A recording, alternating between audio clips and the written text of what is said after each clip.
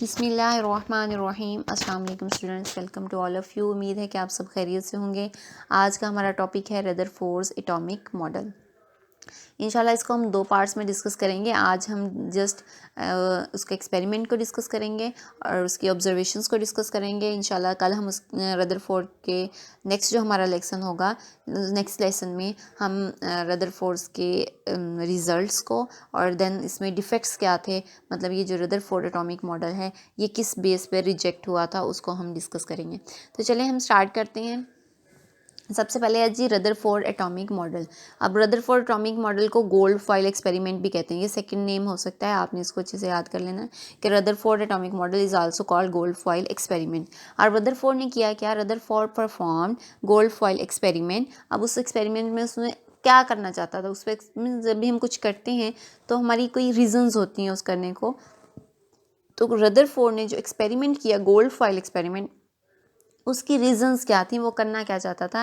He want to understand how negative and positive charges को exist.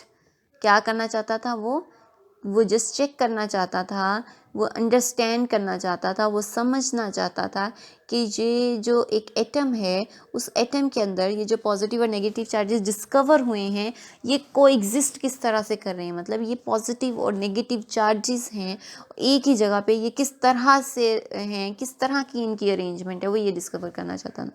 अब उसने कहा किया क्या, उसने भी लिए अल्फ़ा पार्टिकल्स। अब हम पहले भी पढ़ाए हैं कि अल्फ़ा पार्टिकल्स किस एक्सपेरिमेंट में आए थे, डिस्कवरी ऑफ न्यूट्रॉन में। अब उसने क्या किया, वहाँ पे हमने कहा था कि अल्फ़ा पार्टिकल्स को टारगेट किया था ब्रिलियम न्यूक्लाई पे, और यहाँ पे इसने क्या किया है कि अल्फ़ा पार्टिकल्स को लिया और उनको बम्बार्ड करवाया, उनको टारगेट किया गोल्ड की फॉइल पे। टारगेट कहाँ पे किया उसको, गोल्ड की फॉइल पे, गोल्ड फॉइल पे टारगेट किया, और वो फॉइल जो थी वो 0.004 थिक थी, बहुत ही टिश्यू पेपर से भी ज़्यादा कम की थिकनेस, थिन फॉइल थी। अब समझा यही जाता था कि होगा क्या कि अल्फ़ा पार्टिकल्स जो होते हैं उनमें ये प्रॉपर्टी होती है कि उनकी एक प्रॉपर्टी है कि वो उनमें ये कैपेसिटी है कि वो पेनिट्रेट कर जाते हैं मैटर में, मतलब मैटर के अंदर से पास आउट होने की कैपेसिटी है उनकी। अब होना तो यही चाहिए था कि इतनी थिक फॉइल में से सारे के सारे अल्फ़ा पार्टिकल्स उसमें से पास आउट हो जाते हैं। तो उसने एक्सपेरिमेंट क्या किया, he bombarded alpha particles on a 0.0004 centimetre thick gold foil.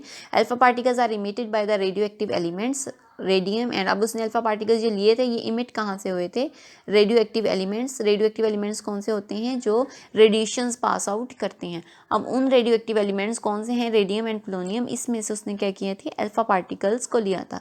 अब ये जो अल्फ़ा पार्टिकल्स थे ये एक्चुअली क्या थे, हीलियम के न्यूक्लियाई थे।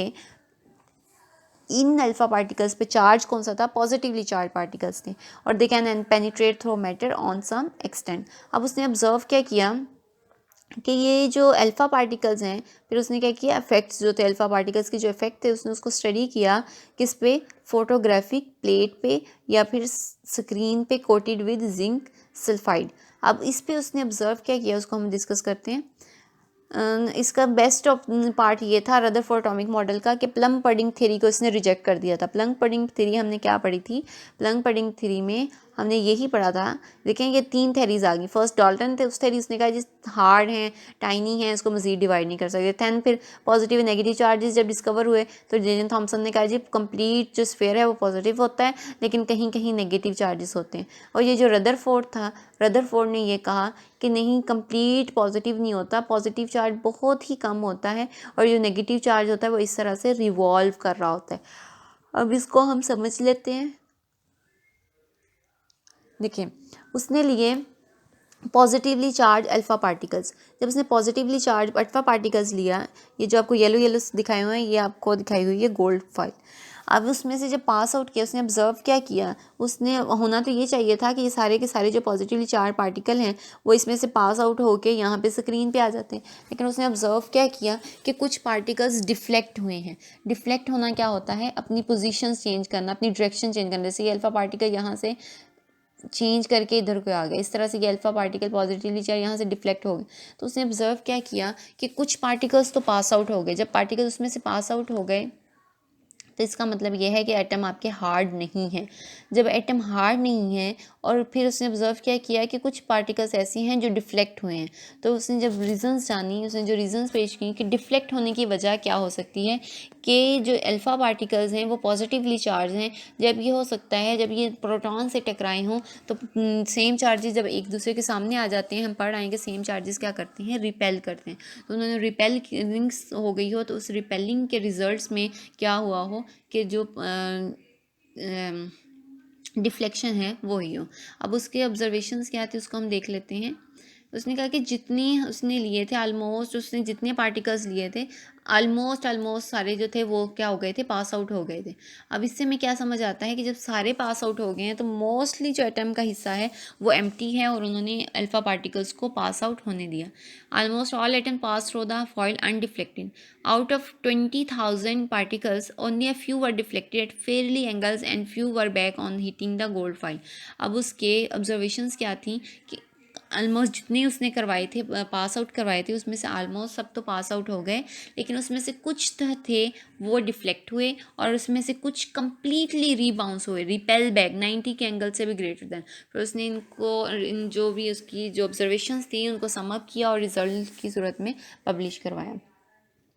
इंशाल्लाह कल हम इसके रिजल्ट्स पढ़ेंगे और इसके डिफेक्ट्स पढ़ेंगे। इसको हम दोबारा से रिपीट कर लेते हैं कि हमने पढ़ा क्या आज। Rutherford experiment, Rutherford atomic model, इसको गोल्ड फॉइल एक्सपेरिमेंट भी कहते हैं। उसने एक एक्सपेरिमेंट क्यों किया, क्योंकि वो जानना चाहता था, अंडरस्टैंड करना चाहता था how negative and positive charges could को एग्जिस्ट इन एन एटम। और उसने एक्सपेरिमेंट में किया क्या, एक्सपेरिमेंट उसका क्या था, ही बम्बार्डेड अल्फ़ा पार्टिकल्स। उसने अल्फ़ा पार्टिकल्स लिए और उनको गोल्ड फाइल जो 0.004 थिकनेस की फाइल थी उसके ऊपर बम्बार्ड करवाया। तो हुआ क्या, उसने ये जो अल्फ़ा पार्टिकल्स थे इनको लिया कहाँ से था, रेडियो एक्टिव एलिमेंट से लिया था। कौन सी रेडियो एक्टिव एलिमेंट्स थी, वो रेडियम एंड पोलोनियम। अच्छा जी, अब ये जो अल्फ़ा पार्टिकल्स थे एक्चुअली हीलियम न्यूक्लियाई थे, और इनकी प्रॉपर्टी ये थी कि they can penetrate through matter to some extent. अब ये जो अल्फ़ा पार्टिकल्स का इफेक्ट उसने नोट किया, किस पे नोट किया, फोटोग्राफिक प्लेट पे और screen coated with zinc sulphide की प्लेट से उस पर उसने क्या चेक किया कि जब ये जो अल्फ़ा पार्टिकल वहाँ जाके टकराएं तो जितने उसने वहाँ से पास आउट करवाए थे क्या सारे के सारे वहाँ पे आए हैं या कुछ डिफ्लेक्ट हुए हैं या किस तरह से। ये चीज़ों को ऑब्जर्व करने के लिए उसने उनको फोटोग्राफी प्लेट पे इफेक्ट्स के उसको ऑब्जर्व किया। और सबसे बड़ा इसका जो अचीवमेंट इसकी थी वो ये थी कि उसने प्लम पडिंग मॉडल को रिजेक्ट कर दिया था। फिर आपने ये डायग्राम बनानी है, सिंपल सी ये डायग्राम है, और इसमें ऑब्जर्वेशंस बतानी है कि ऑब्जर्वेशंस क्या थी रदरफोर्ड की, कि सारे एटम जो है वो अनडिफ्लेक्टेड पार्टिकल जो थे अनडिफ्लेक्टिवली पास आउट हो गए, कुछ जो थे वो थोड़े थोड़े एंगल से डिफ्लेक्ट हुए, कुछ बहुत ज़्यादा लार्ज एंगल से डिफ्लेक्ट हुए, कम्प्लीटली रीबाउंस हुए। तो इसको नेक्स्ट उसने अपने रिजल्ट्स में समराइज़ किया। इंशाल्लाह कल हम नेक्स्ट लेक्चर में हम रिजल्ट्स पढ़ेंगे और इसकी जो डिफेक्ट्स हैं उसको अंडरस्टैंड करेंगे। Thank you so much. अपना ख्याल रखें, घर में रहें, महफूज रहें। फ़ी अमानिल्लाह। अल्लाह हाफिज़।